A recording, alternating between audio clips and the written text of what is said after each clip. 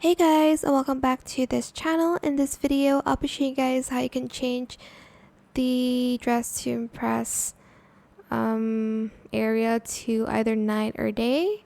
So now it's actually here on the settings tab. You can change it to either night, which is like this. Still super pretty with that beautiful aurora. I'm like inside of the ice trying to show you guys. And then you can also pick the day lighting setting as well here.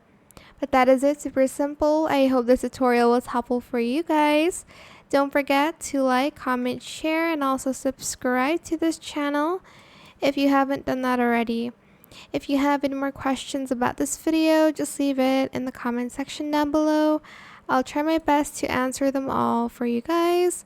And if you found this video helpful, please click the thanks button as well. That is it. Thank you so much for watching. Bye.